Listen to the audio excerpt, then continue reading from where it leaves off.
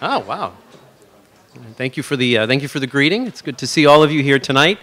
My name is Arthur Urbano. I teach in the theology department here at Providence College, and I'm also the chair of the Jewish Christian Theological Exchange Committee here on campus, and we are the committee that organizes these events, and we're very happy to see all of you here this evening, especially those of you coming from off campus. Welcome to the college on this pretty brisk fall evening. We're glad you're here to join us. Our series, Theological Exchange between Catholics and Jews, is now in its fifth year. And the series seeks to promote interreligious understanding and dialogue by focusing on themes of mutual religious and theological interest in the Catholic and Jewish traditions. It's an opportunity for Catholics and Jews to learn about and from one another. We normally hold two events per year, one in the fall and one in the spring. I'd like to give a special word of thanks to the Center for Catholic and Dominican Studies, who is our co-sponsor for tonight's talk, along with the theology department. And also, these events would not be possible without the generous gift of our donors, among whom we would like to thank the Diocese of Providence, Arthur Robbins, the Edward and Barbara Feldstein Family Fund, and other alumni and friends who have supported this program both financially and spiritually. And we thank you very much for your support of this program. And we always welcome new donors as well. I just thought I would just add that in. But, on a serious note, before I introduce our speaker, I would like to take a moment to remember a dear friend of Providence College and a dear friend of this program, Lauren Rozovsky, who passed away in August after a battle with cancer. Lauren was passionate about law and religion, and he and his wife Faye, class of '73, and also former president of the PC Alumni Association, they were among the very first supporters of this program and helped get it off the ground. So he will be greatly missed here at these events. So at this time, I would just like to ask all of us to just take a moment of silence in memory and in honor of Lauren Rozovsky.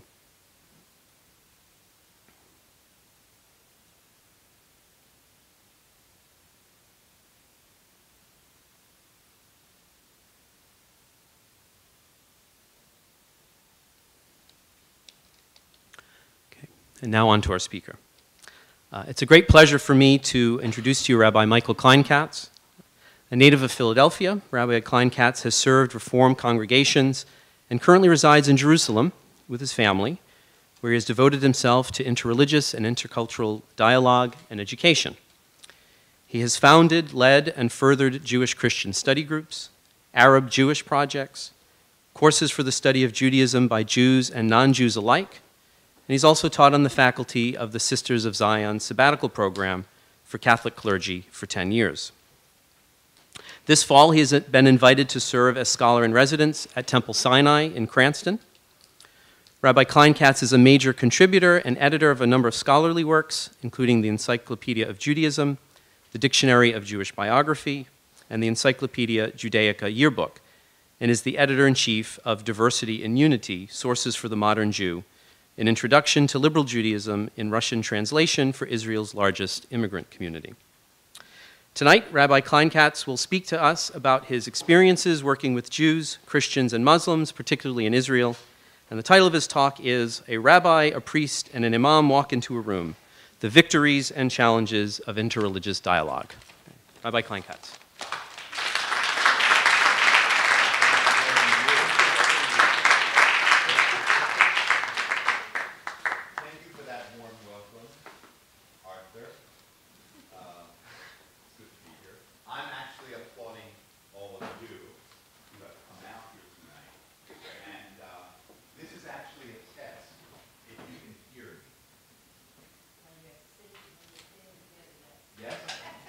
How's this?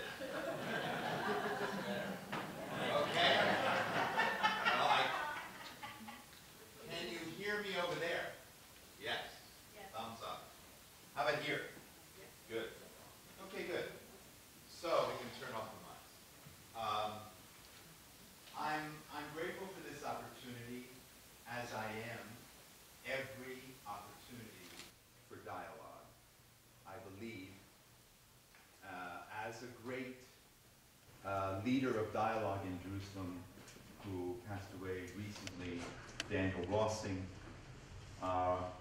every opportunity for dialogue brings us closer to understanding the other. And that's why I'm here. My life is really a life of dialogue, and it began when I was 6 years old. So I have Jewish-Christian relations. I have a background in Jewish-Christian relations for 57 years.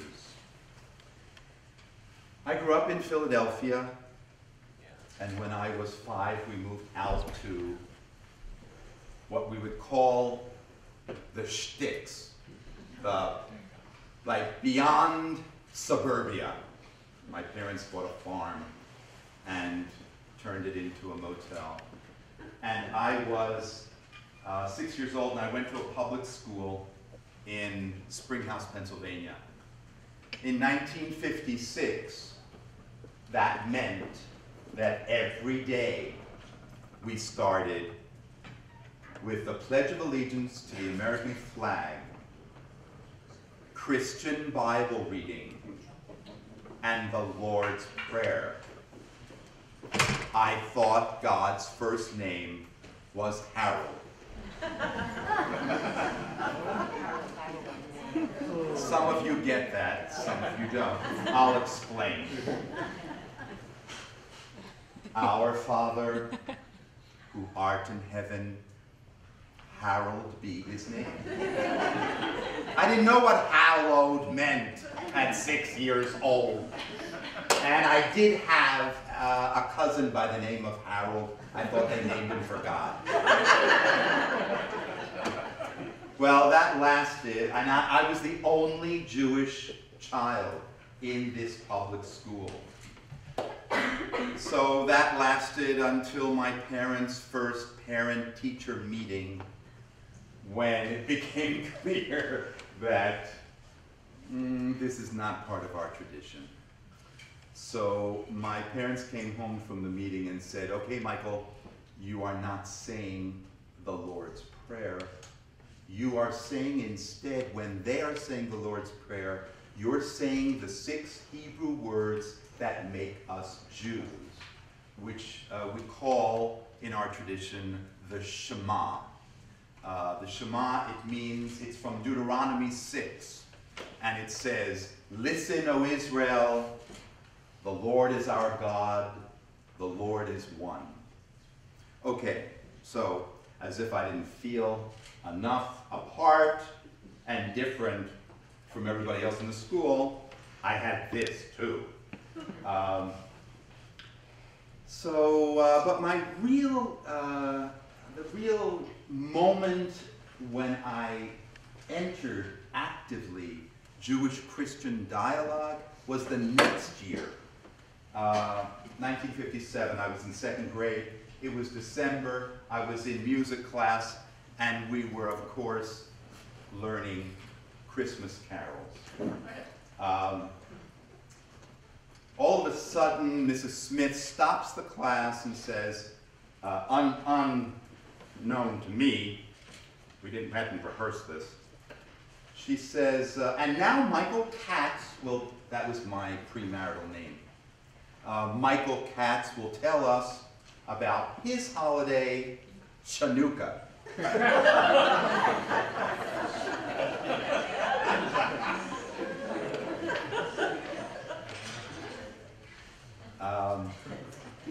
I learned what it meant to be a minority,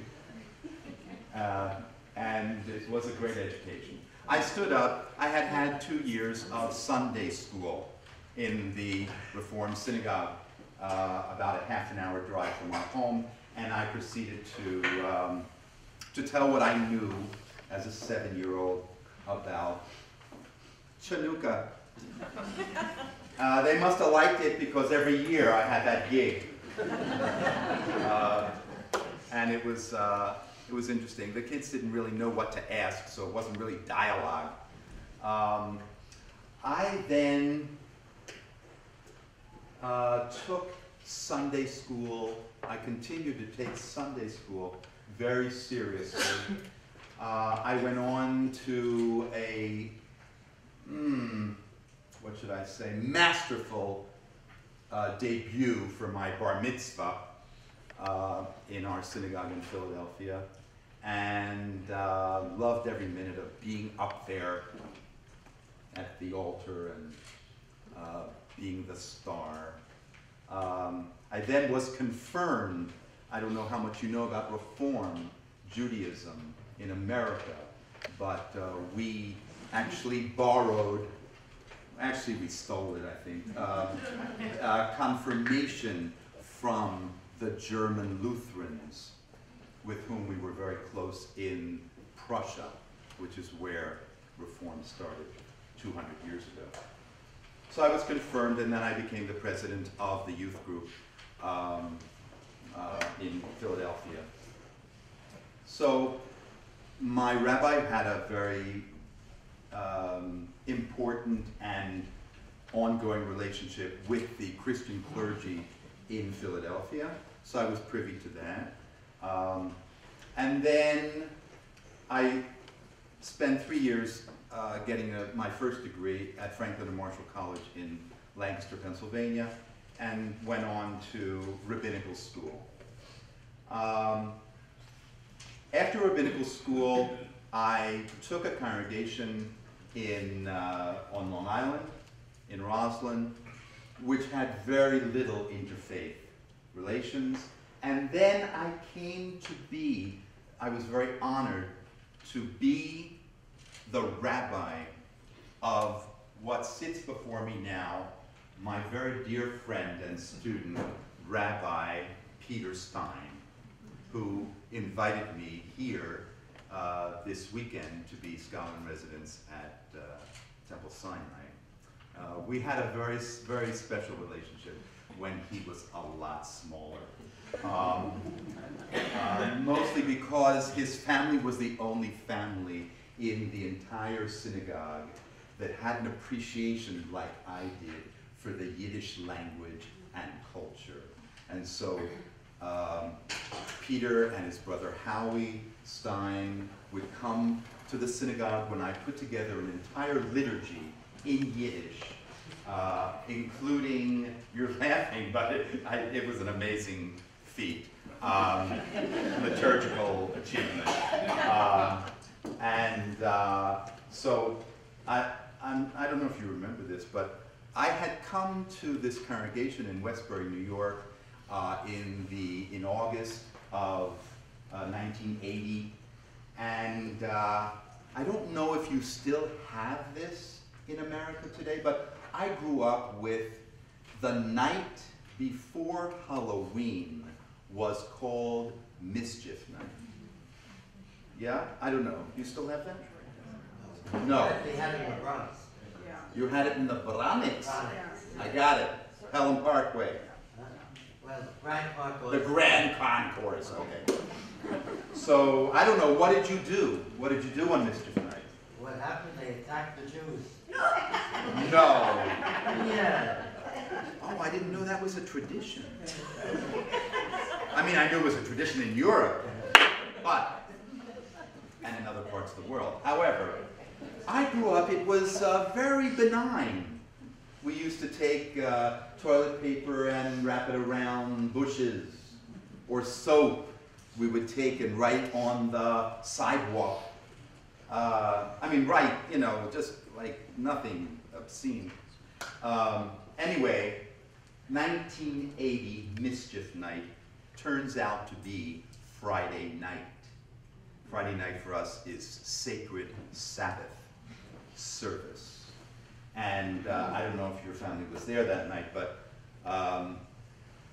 that night, while we were in the synagogue, 2 17-year-old kids, one from the very large Catholic parish of St. Bridget's, and the other from a German Lutheran congregation in Levittown, decided they're going to deface the doors of the glass doors of our synagogue with eggs and shaving cream and I don't know what else, and they're going to write swastikas and the German word for Jew, Jude, and some very choice English obscenities. Well, under any circumstances, that would have been enough to upset any Jew that was coming out of the service that night. However, we had Holocaust survivors in the congregation who, when they saw that, went berserk. I mean, and we were all, we were absolutely astonished that and horrified that something like that would have happened in 1980 in New York, which, by the way, is the largest Jewish population concentrated in one city on the planet, 2.5 million Jews. Now that we have New Yorkers here, I can tell you that I had no idea that New York was such a Jewish place. I come from Philadelphia. We don't have that many Jews. And I didn't realize until I became a rabbinical student in Manhattan, and I hear on the radio during our New Year, our Rosh Hashanah, the broadcaster gets on the, you're going to love this, the broadcaster gets on the radio and says, alternate side of the street parking will be suspended for the Jewish holidays. I thought, oh my God, where am I? Is this Jerusalem? I wasn't used to that. Anyway, God had other plans for these boys, and one of our teenagers was walking his dog outside in the neighborhood and saw these two guys. He and his dog caught one of them, and he ratted on his friend. So we got both of these kids, and we brought them to the police. I met with the judge, and the judge said, it doesn't really, it's not a big deal. It's a youthful prank. I said, Your Honor, sir, please, this is a hate crime against America, against democracy, against everything we live for here, and I beg you to make this a statement to our youth and to our community in general, that this is something never to be done. He listened to that and sentenced them to a fine and community service, and he sentenced me to 20 hours of Holocaust studies with these guys who showed up for 20 hours with their pastors. I thought that was amazing. What came out of this, and what I want to share with you particularly, was an interreligious clergy association where we studied together. We had adult education. It was a wonderful. Out of this horror came good. So that's really a theme for tonight. Out of conflict can come harmony. Out of misunderstanding can come cooperation. And out of a narrative of 2,000 years of Jewish, Christian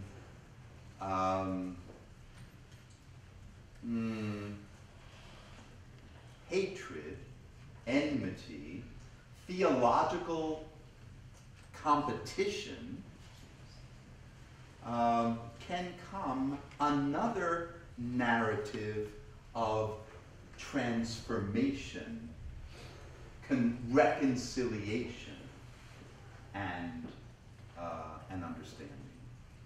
That's really what I want to talk to you about. Because, you know, we have suffered so much together from, what should I say, from the sense of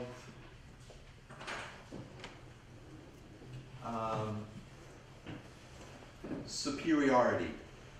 Actually, you know what? I'd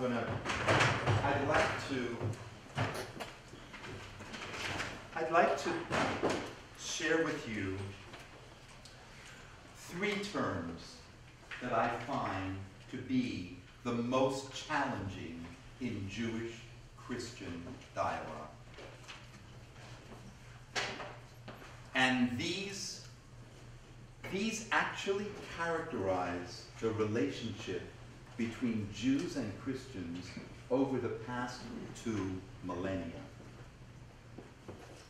And also, you can use these words when you are in interreligious settings, and people will think you really know what's going on, what the issues are. One is called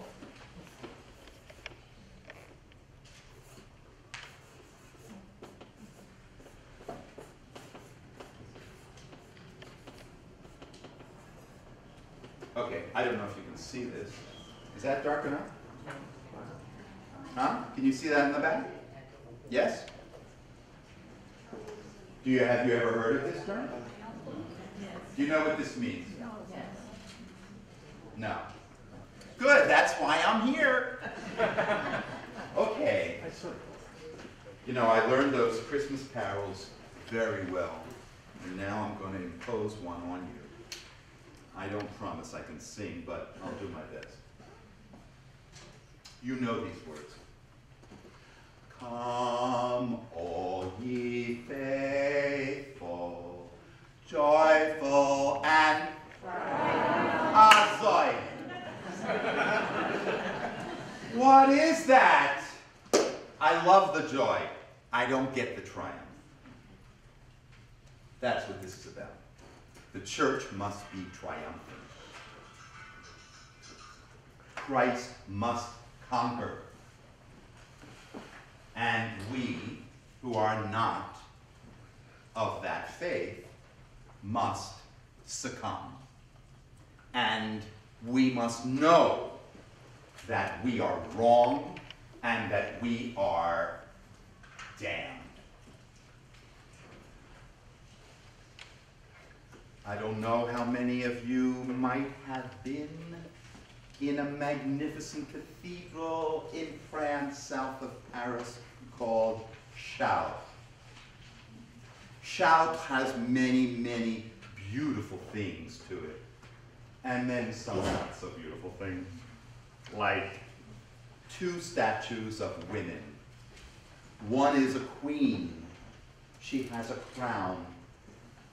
She has flowing robes. She has a scepter. And she has a big cross. And she is Iglesia, the church.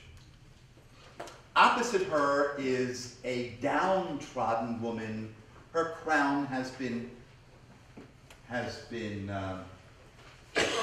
fallen. Her scepter is broken. She's in tears and her gown is torn.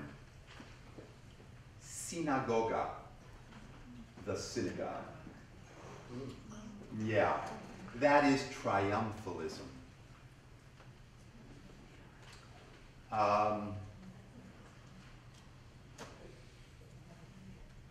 Yeah, I never thought about it either until it happened. Actually, there's, oh, well, wait, I'll get back to Chartres.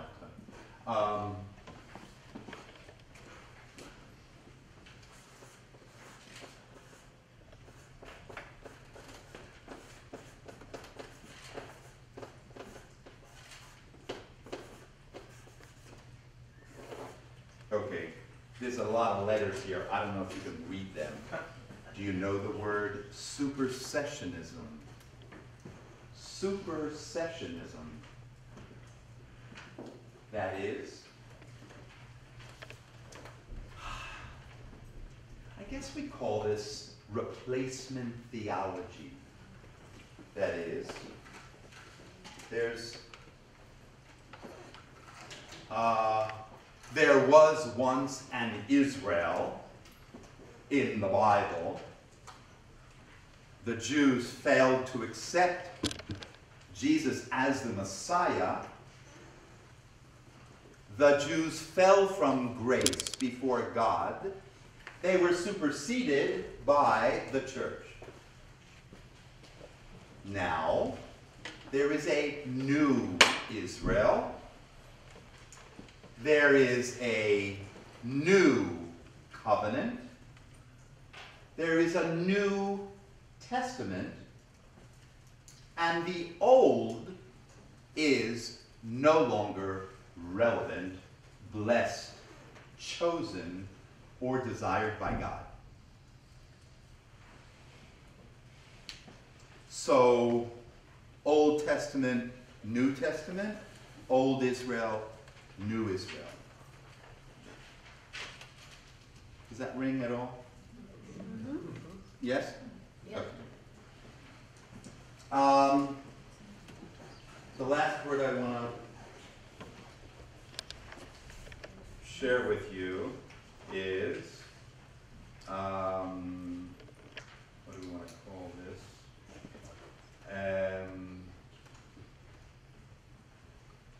We could call it elitism or the idea that there can only be one God and one chosen faith. Now, where does this come from? You know, we have many narratives in the Bible that speak to us of, here's what I want to say, that speak to us of exclusionism, or exclusivism.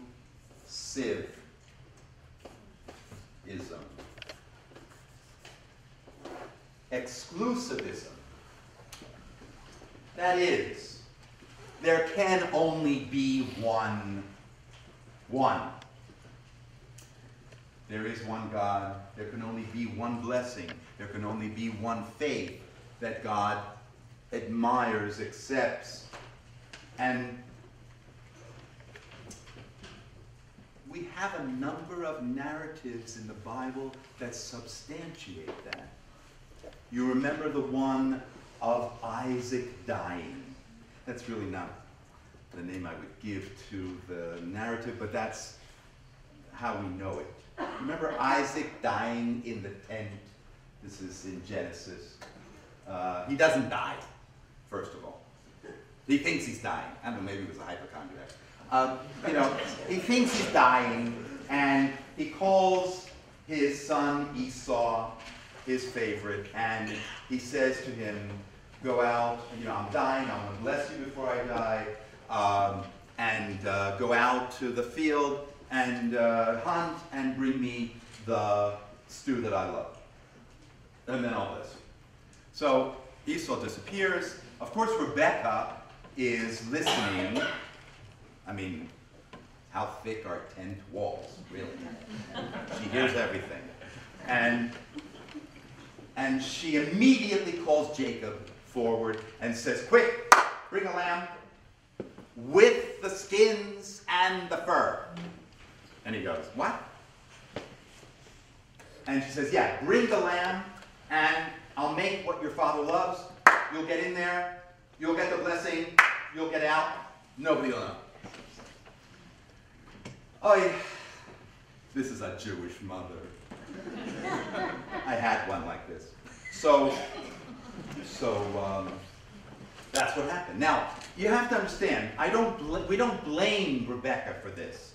This was the prophecy, if you remember, when she had these two boys in her womb. and they are giving her heartburn, and they're giving her a run for her money, and they're fighting, right? They're moving a lot. There's a lot of movement in the womb. And she goes to God and she says, what did I do? What did I do to deserve this pain? And God, what does God say to her? Where are my biblical scholars here? 2 nations. What does God, hey, who said that? 2 nations are striving in your There we go. Oh, that's a good quote. It's a philosopher. A philosopher. Well, I want a Bible scholar. Okay, we'll do with a philosopher. Okay, good.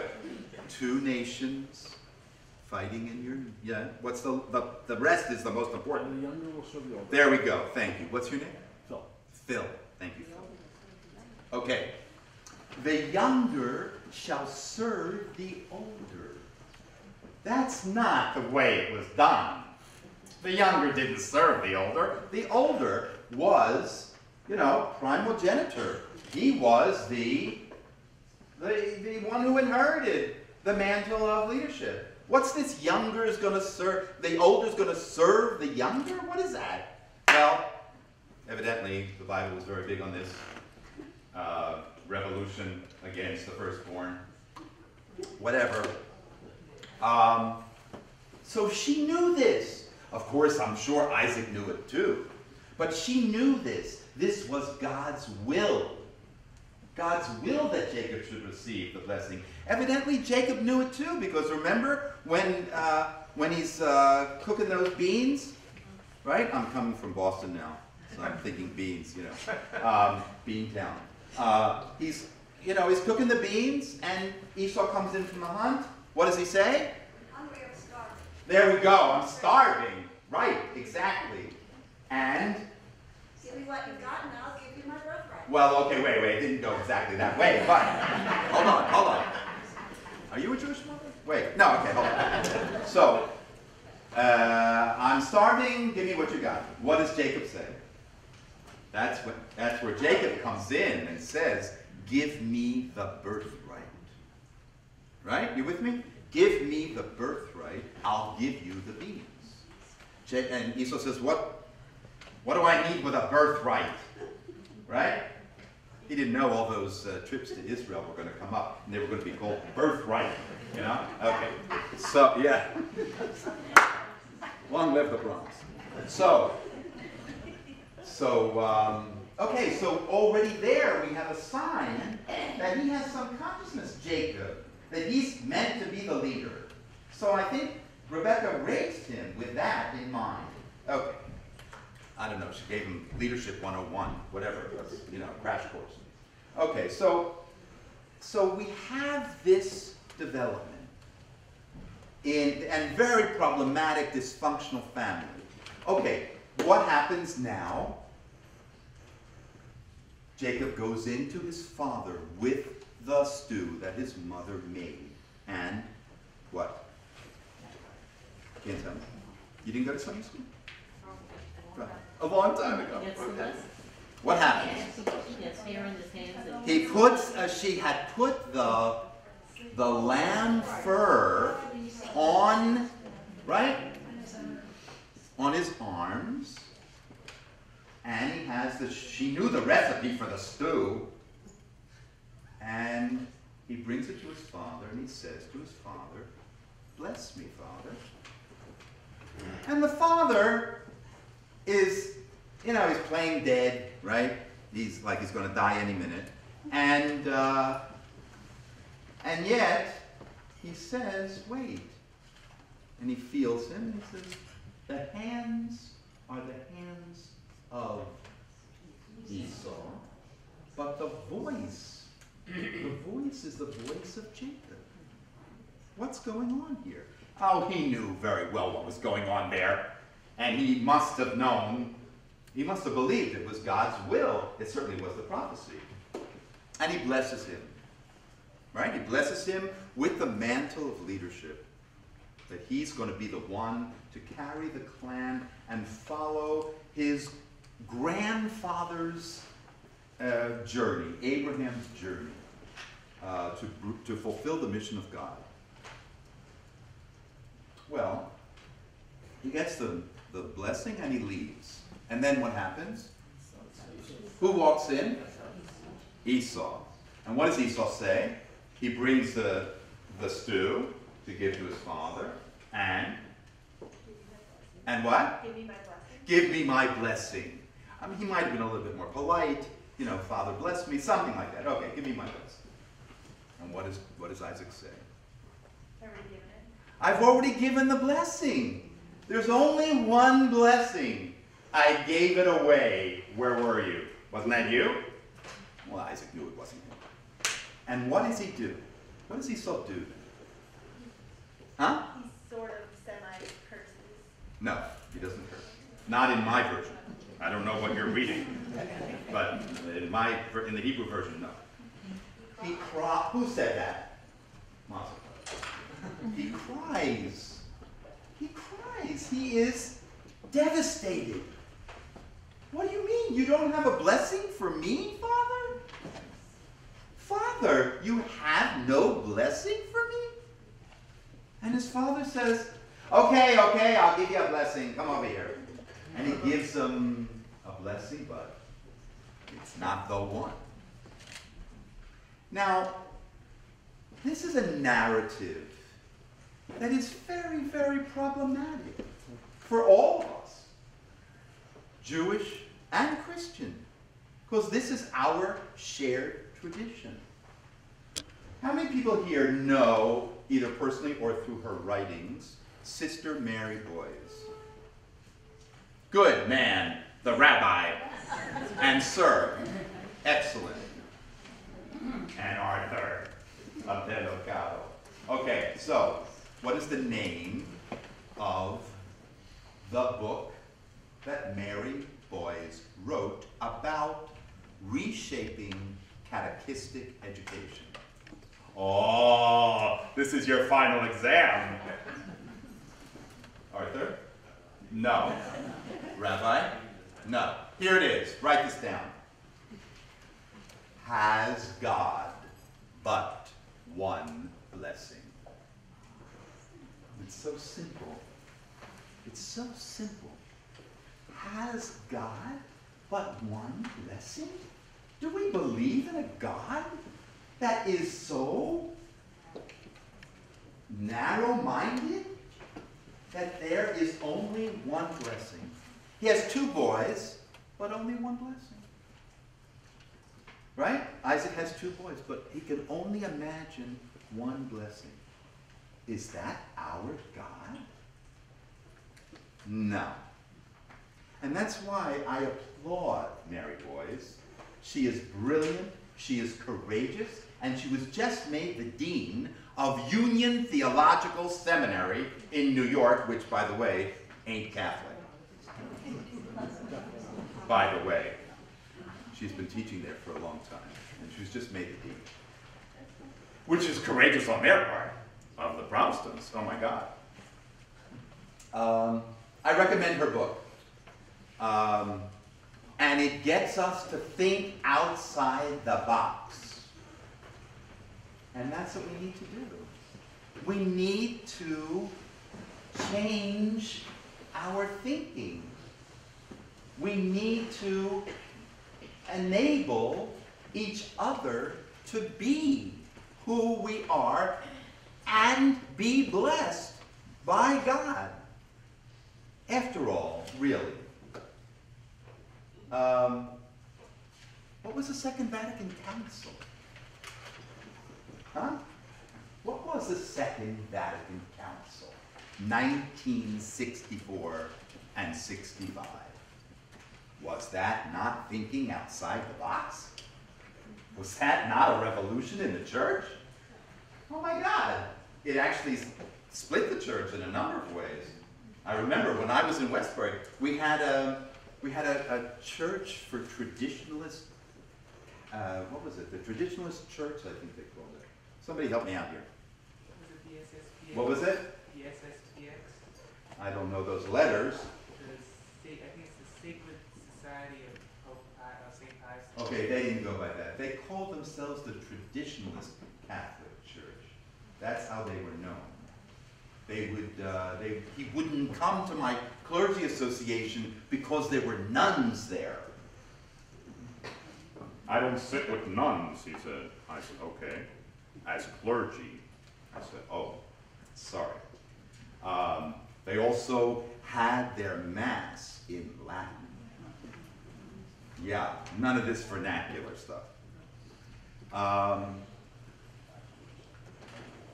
Now, as Arthur told, how are we doing on time? About 5 minutes to 7. And we have till? 7 all after 7. Oh, that's it? Oh no! Oh, I want to hear from you. Okay, so I'm not going to tell any more stories. We have another. He says I have another half hour. Okay. Wait, it's going to get better. I promise. Don't leave. It's going to get better. And I want to say, but I have. There's a. I have someone who's gonna needs to call me. Ah, sorry. But, The best is yet to come. Really. Well, I would like to. Because I have to leave you with a transformative narrative of reconciliation. That's how I want to leave you. Not with this. This is conflict that we are resolving. And getting to the Second Vatican Council is a big deal because that was a huge quantum leap for us in Catholic-Jewish relations. We were no longer responsible for deicide, and we had our own relationship with God. Right? We had our own covenant with God that was blessed by the church. Amazing. That didn't always trickle down to the local parish. During the 10 years that I taught at the Sisters of Zion in the old city of Jerusalem, I would teach a course in the spring that was, in the fall rather, that was an introduction to Judaism and actually the spiritual roots of Christianity in Judaism. And then in the spring I would teach a course on revelation and redemption as are celebrated in our holy days of the Passover and the Feast of Weeks, or your Easter and Pentecost. So I would have, on average, one student. I would lecture to 50 Catholic clergy from 50 countries, actually, who were there on their sabbatical. I would have, on average, one a semester that would come to me. I remember this Irish nun in particular. And she came up to me and she said, "My dear Rabbi, are you telling me you don't believe in Jesus Christ?" I said, "Well, that's what I'm telling you, sister." She got a very long face and she said, "Oh, my poor Rabbi, you know you're going straight to hell, don't you?" Okay, once, twice, 3 times. After the 4th time, I went to the provincial, the sister in charge of the entire region, who had hired me for this position, and I said, "What's the story here?" She said, "Well, you know, Michael, these nuns are expressing their real love for you, and they do not, it pains them to think of you as burning in hell for eternity." So I said, "Well, could they love me a little less?" What's the deal? What happened to the Second Vatican Council? She said, "You know, they come from rural parishes. The Second Vatican Council never reached them." This was in the 90s. That's 30 years later. You know, it's like, well, when you talk about 1 billion Catholics on the planet, what does it take for an idea? It takes generations. You know, I mean, I saw the film Lincoln. I hope you saw it also. I think it's a magnificent film. And I love that scene where, of course, everything's topsy-turvy, and Democrats are against abolition. Oh my God, I'm so embarrassed. So, so they're debating the bill on the floor of the House, and the Democrat from the state of New York gets up and says, gentlemen, do you really want to consider giving a black man freedom? The next thing you'll want is giving women the vote. That was 1865. Women didn't get the vote until 1920, right? It's you know, ideas take time. Okay, so let me hear from you. How about that? What do you think? Yes, Phil. I'd like to speak sort of for the not present of the Muslims. I expected something about Islam from your title. No, I loathe people who hate Muslims, who blame all Muslims for terrorist attacks and all that. Amen. Okay. However, when push comes to shove, I don't believe that Muhammad received the Quran direct from God, and they do. Mm. That's a difference. However nice a Muslim is, however nice I am, that's going to be a difference. And Okay. it may be practically important in some contexts. Mm. I'm not going to bomb mosques or anything. But Thank still, God. but nonetheless, there it is. There's what? There's this important difference between me and Muslims. Well, I don't think the issue is, do you believe that Muhammad received this from Allah? No. It's, can you, as a Christian,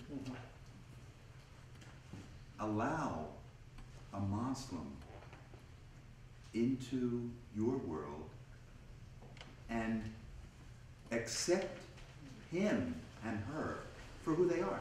Not you who you want them to be, or not according to your own belief system.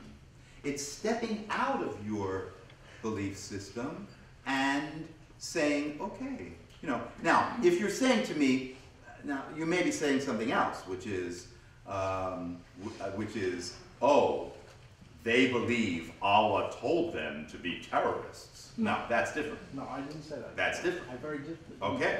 Okay. Look, I come from a tradition where many religious Jews believe that Moses wrote the Pentateuch by hand according to what God told him. We call this amanuensis, right? Okay, I don't believe that. But I can allow them to believe it, as long as they don't impose it on me, which is another story, and where I come from, they do impose it, and we're not going to go there right now. However, that's another lecture. You didn't invite me for that. No, and we don't have time either. But I think that's a very different thing. You know, you don't, look, I do not accept Jesus as my personal Christ. Can you accept that? Can you accept me? I certainly don't want to persecute you in any way, but I Thank agree you. with you. That's all. That's all. Yeah. Okay, so I'm saying here that we can live in a world of multi-faiths. And we can believe in one God who graces all. Yeah, your name is? Arthur. Arthur Excellent. Fixler. It's very simple. Respect is turned into one word. Respect for your religion, respect for my religion, respect for my different practices in my religion, and all of that. That's what it is. Amen. Yeah. Thank you. Good night. That's it. Yeah, what else? Please. You are? My name is Gary. Terry? Gary with G. Here, Jerry. Gary. Gary. Gary, yes. Gary with a G. Yes. Go ahead. Thank you. And thanks for your presentation. Roman Catholics believe that the Jews, descended from Abraham and Sarah, are the chosen people of God. How do you understand that from your perspective?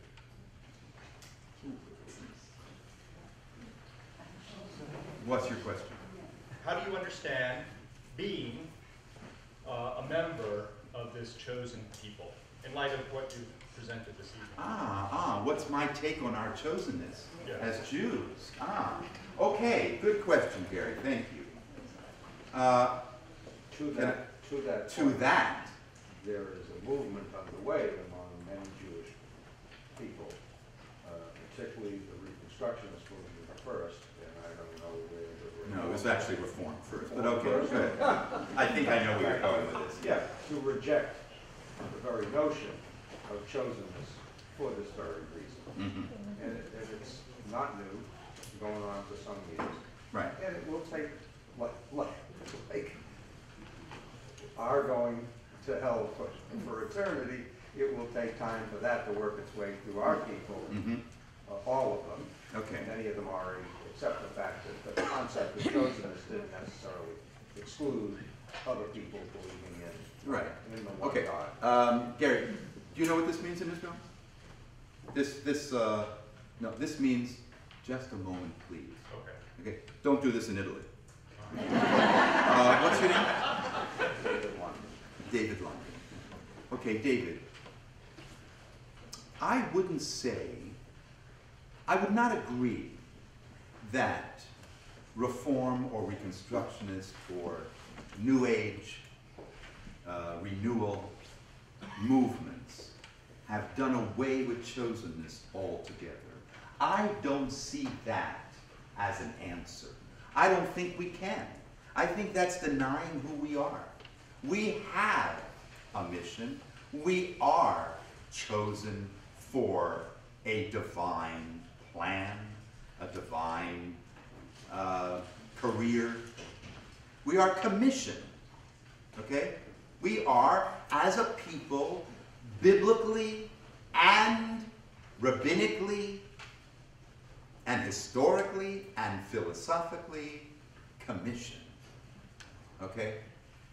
I don't believe, and now I'm answering you, I do not believe, well, let me say it, I do believe that that mission is none of these. It's not triumphalist, it's not supersessionist, it's not exclusivist. Every Jew, as every other religious person and every person of ideology, has to come to terms with, why am I here? What's my role? What does God want? A deist says, what does God want from me? On a personal level, on a communal level, and on a national level, or I'm a nationalist, I live in Israel. On a religious level. That is in no way contradicting your mission. I can be chosen and you can be chosen too. We don't have the same,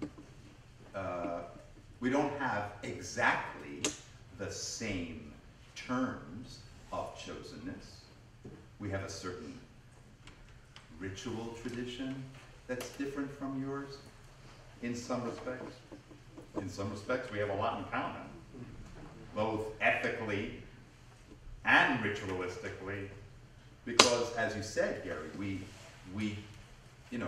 there are Christian roots that are in Judaism. Actually, I think, would you agree with me when I would say, if I were to say to you, there is no Christianity without Judaism. That's pretty standard. Right? Yeah. Yes. Right. And I would say the same about Islam, by the way. There is no Islam without Judaism. I can't speak for the Muslims on that one.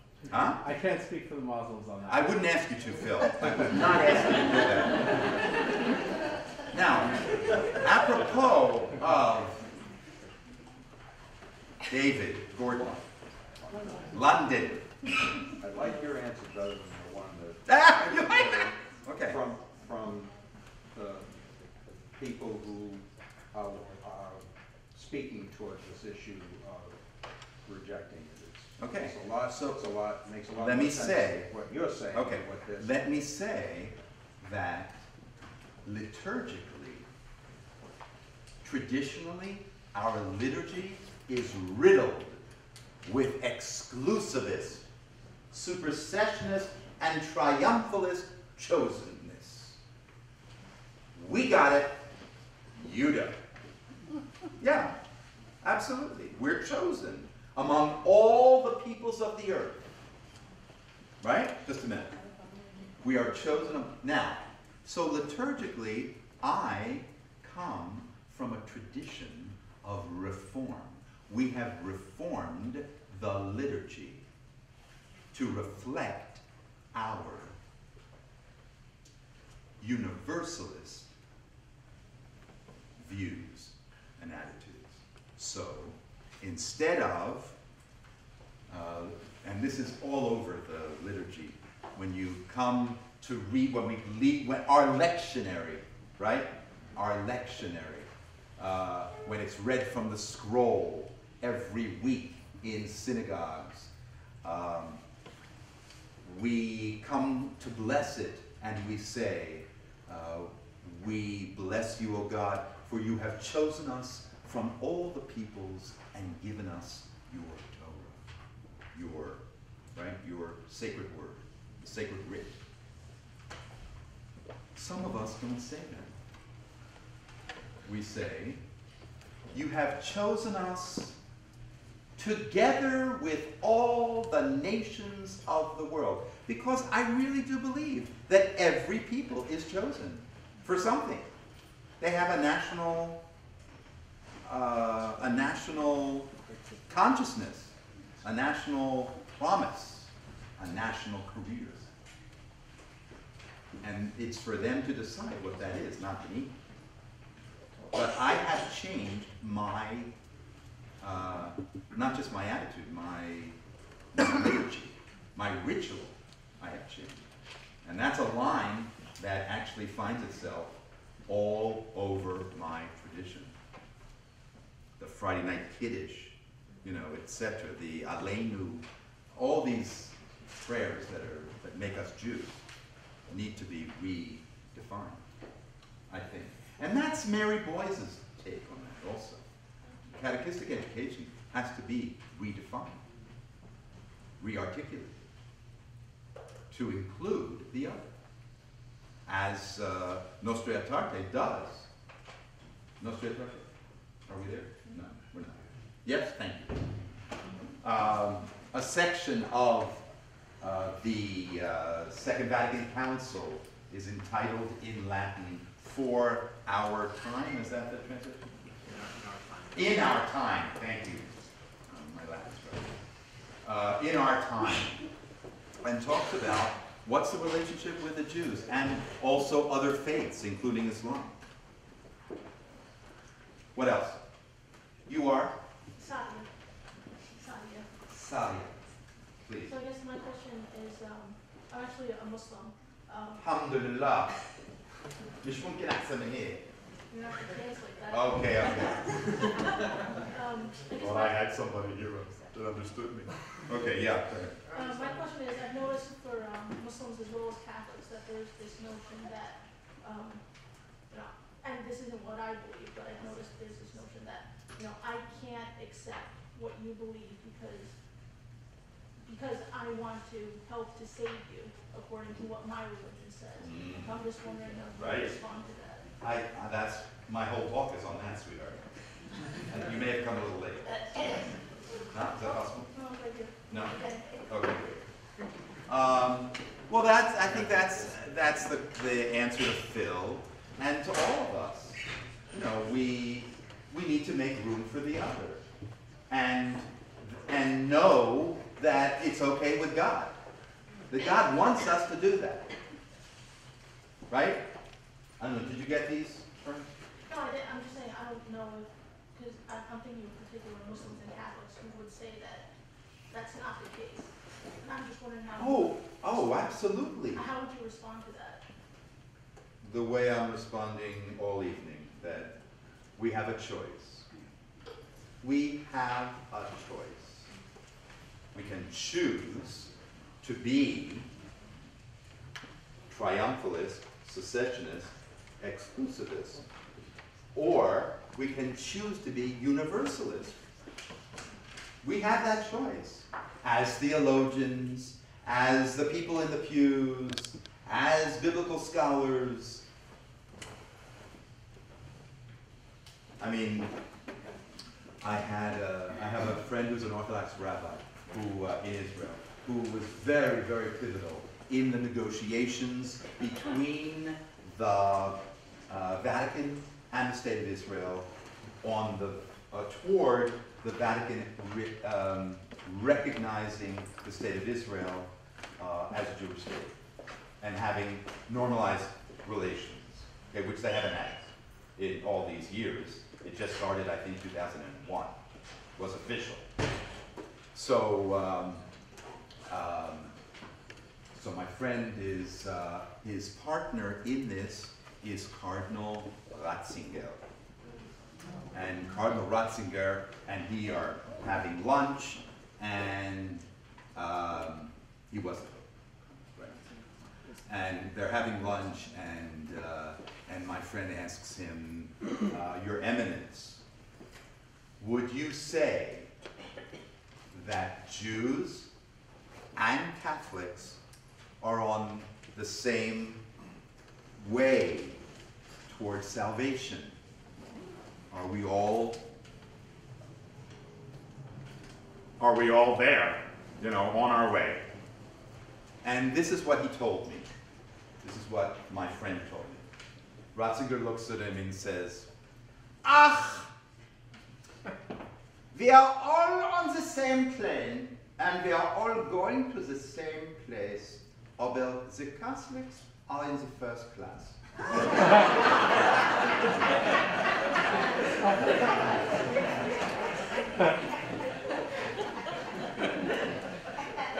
What is that?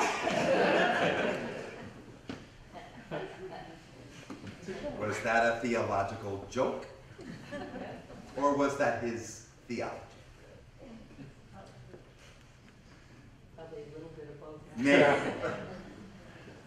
But you talked about chosen. In the Bible, it says, God said, this is still offered to everybody else. This chosenness is offered to everybody else. To Assyria and so forth. There is a line in the Bible that says that. So therefore, The prophet Isaiah does remind us, are not the Ethiopians my children? Right?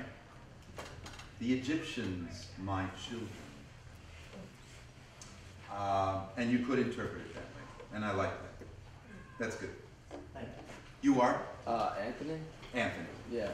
I guess my question is, so once you take away, I don't take away is a bit strong, but once the idea you pick a universal salvation in the idea, so what about a unique religion, then its aspects become more habitual than even literalistic? I mean, More habitual. Like habitual. They're almost like habits. Like so, like going to mass. Like I can get the idea is basically if you're a nice person and you do good things, you can get saved regardless. So what's the point of being a member of a faith particular at all church at that point when everyone? I'll tell you very briefly because we don't have much time. I don't know how much time we have, but huh? 5 minutes. You know, Anthony, we are how many cultures on this planet? And each culture has languages to it. Sometimes 1, 2, 3. Some cultures have many, many languages. And yet, each and every one of us has what we would call, maybe with some exceptions, a mother tongue. Do you know what that is? I'm assuming your initial language. Your initial language. Yeah. The language your mother taught you. That you speak at home. Yeah. That you are most comfortable with.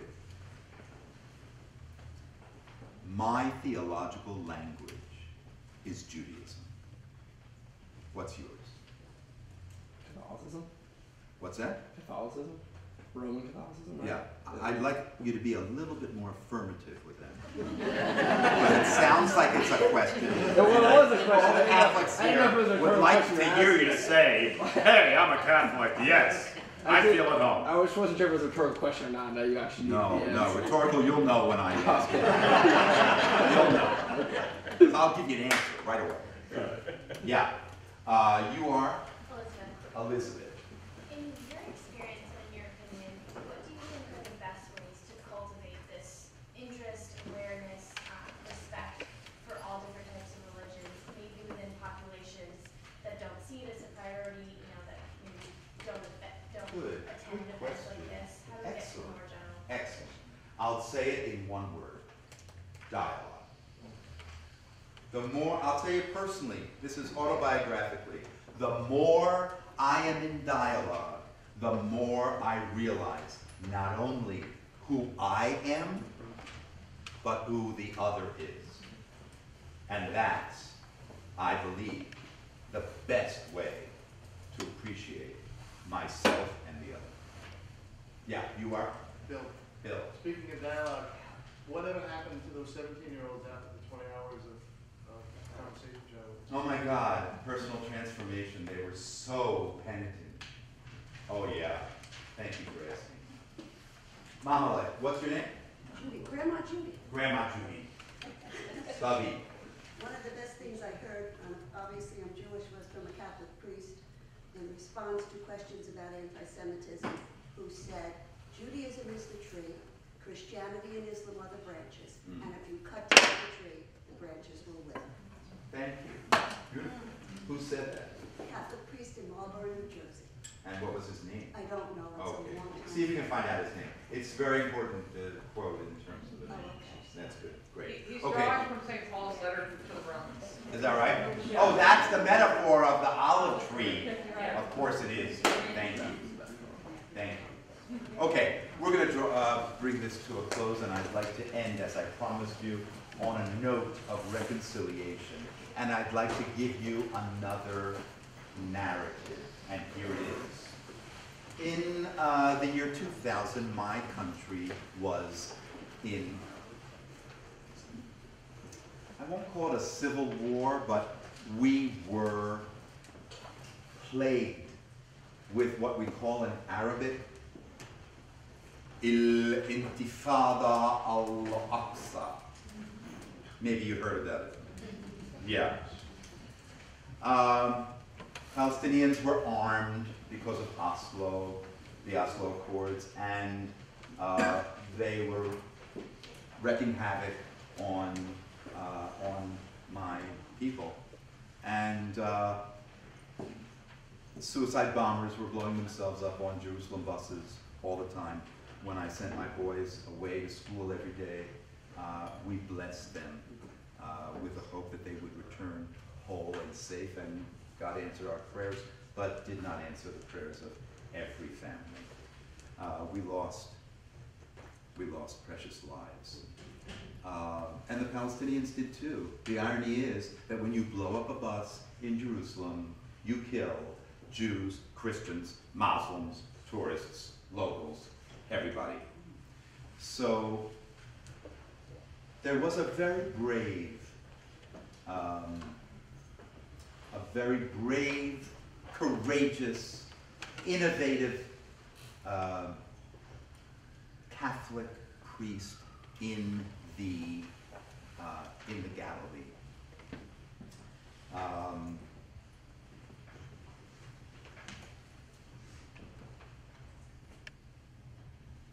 Wait. It wasn't Elias Shakur, no. It wasn't Elias Shakur. It was, no, it wasn't Elias Shakur. It'll come to me and then I'll tell you. It's very important that you know his name because he's a hero. And he stated, he brought some of his Israeli Jewish friends together and his Israeli Arab friends together, and he said, look, we have to do something, and I have an idea, and here it is. I believe that we can teach Palestinian Israelis what it means to be a Jewish Israeli.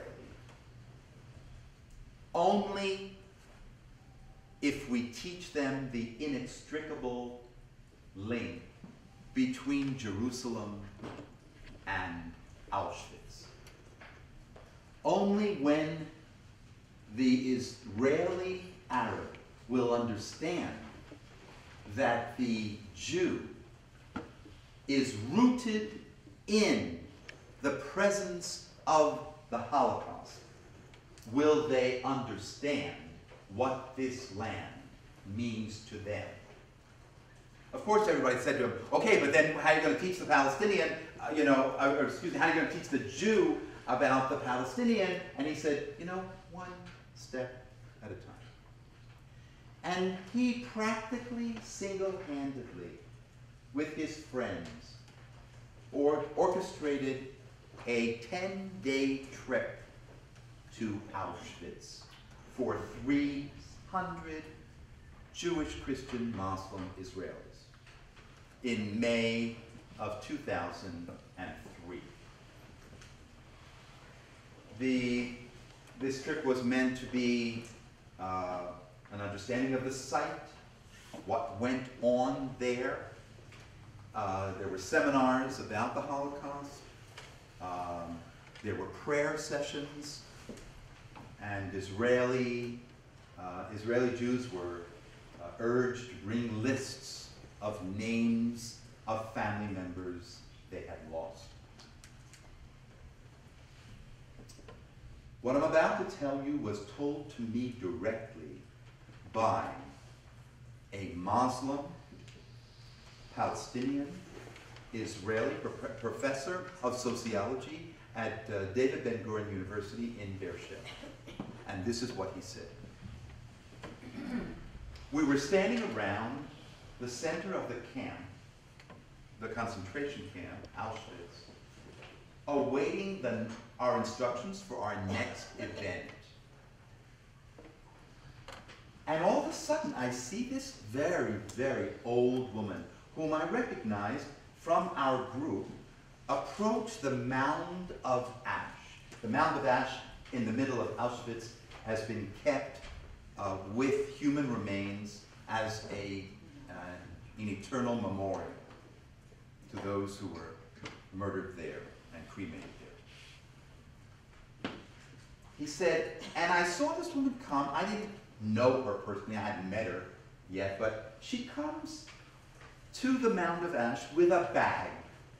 And I see her lips moving, but I can't hear what she's saying. She puts her hand in the bag and she sprinkles something over the mound of ash. It looked like a ritual, but I didn't know what it was. And I was so intrigued by this that I went up to her and I said, excuse me, this is all in Hebrew, excuse me, I'm on your trip. My name is, I forget his name right now, and we haven't met, but I've seen you on the buses. May I ask what you're doing? So this woman, whom I did know, she just passed away at 88 years old, Esther Golan, she said to him, well, you see, these are all the remains of my family. My sister and I were the only ones who survived this camp and walked out when the Russians liberated it. And when I was invited to participate in this mission, I decided that I would go in Jerusalem, where I live, to Mount Herzl, the National Cemetery, and gather some earth as a way of consecrating the memories of my family and bringing some wholeness to their broken souls. And this professor starts to cry.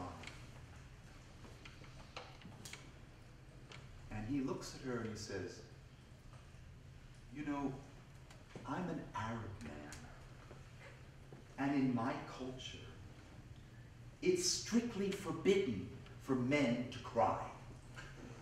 We don't cry. But look at me, I'm crying like a baby. And I guess that's why I came. I guess that's what I'm supposed to do.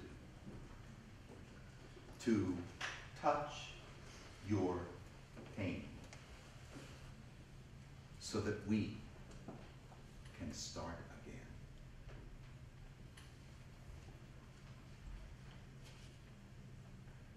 I find this story extraordinary in so many ways because it really does give us the hope that we can start again, always, at every moment.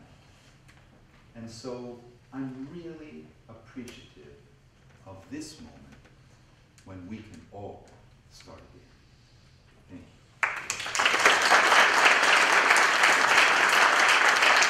I'd like to extend thanks to Rabbi Michael Klein-Katz for sharing his very personal experience with us, for dialoguing with us in a very literal way, and for his sharing his wisdom with us this evening. So, and I want to thank all of you for coming out tonight and for being here with us, and we invite you again to join us in the spring for our next event. So if you are not on our mailing list and would like to be, please see me and I'll make sure you get on it. But those of you who are on our mailing list, will be sure to get an announcement in the spring. So thank you again, have a good night, and God bless.